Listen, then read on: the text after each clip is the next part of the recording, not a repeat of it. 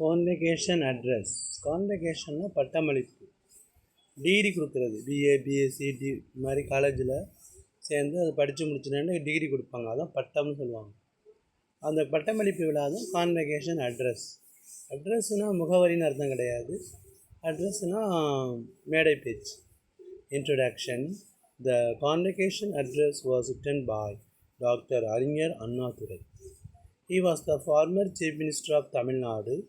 He was a great orator. Oratorனா பேச்சாளர், ஃபார்மர்னா முன்னாள், FRMER. இதே நம்ம FARMER ஃபார்மர்னு போட்டால் விவசாயி. இதில் என்ன சொல்கிறாங்கன்னா, த ஸ்டூடெண்ட் ஹேஸ் டு ரீபே. இந்த ஆப்ட் டைம், பொருத்தமான நேரம் என்னென்னா, மாணவன் பள்ளி அந்த இன்ஃப்ராஸ்ட்ரக்சர்லாம் யூஸ் பண்ணியிருக்கான், அது கோடிக்கணக்கான பணம். Revenue was received from the sections of the society. Tillers and toilers, உழுபவர்களும் கஷ்டப்பட்டு விவசாயிகளும் சொத்து வரி கட்டி த ரெவென்யூ, அந்த வரியை வச்சு தான் அவங்க காலேஜு, ஹாஸ்பிட்டல், பெரிய ரோடு இதெல்லாம் போட்டிருக்காங்க, ஹைவே எல்லாம் போட்டிருக்காங்க. அதை நம்ம யூஸ் பண்ணுறதுனால, அந்த காலேஜ் எல்லாம் யூஸ் பண்ணுறதுனால, you have to repay the society what you received from that. இந்த மாதிரி அண்ணாதுரை சொல்கிறார். The students have to replay, அல்லது student has to repay what he received from the society. இந்த சொசைட்டி தான் அவனை படிக்க வச்சுது. கோடிக்கணக்கான செலவு பண்ணி காலேஜ் கட்டினது யார்? அவங்க அப்பா கட்டினார்.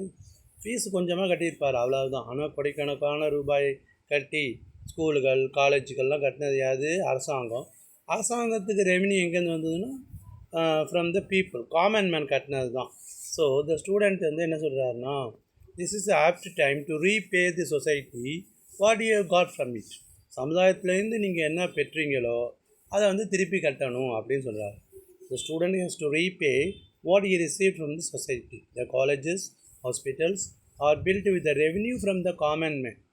சாதாரண மனிதனோட பணத்தை வச்சு தான் நீங்கள் ஸ்கூல் காலேஜெல்லாம் கட்டினீங்க. ஆனால் அவன் டிஸ்கம்ஃபர்ட், வசதி வேணான்னு சொல்லிட்டு தெருவில் படுத்து தூங்குறான், ஓட்டுக்க சட்டை இல்லை. ஆனால் அவனுக்கு நீங்கள் என்ன செஞ்சீங்க?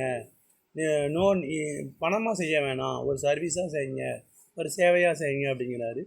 இந்த மாதிரி ஒரு கான்செப்ட் யாருமே எதிர்பார்த்ததில்லை. அதே மாதிரி ரோல் ஆஃப் த யூனிவர்சிட்டிஸ். அந்த காலத்தில் பல்கலைக்கழகத்துடைய ரோல்னால் பங்கு என்னன்னு, அந்த காலத்தில் மன்னர்களுடைய சபையை அலங்கரித்தார்கள், மன்னர்களை புகழ்ந்து பாடுவாங்க, காசு கொடுப்பாங்க. ஆனால் இந்த காலத்தில் யூனிவர்சிட்டி என்ன பண்ணணும்னா, trim, train and guide a person to be fit for the democracy. ஜனநாயகத்துக்கு ஏற்றது போல் அவங்கள தேவையில்லாத பழக்கம், trim, train and guide a person.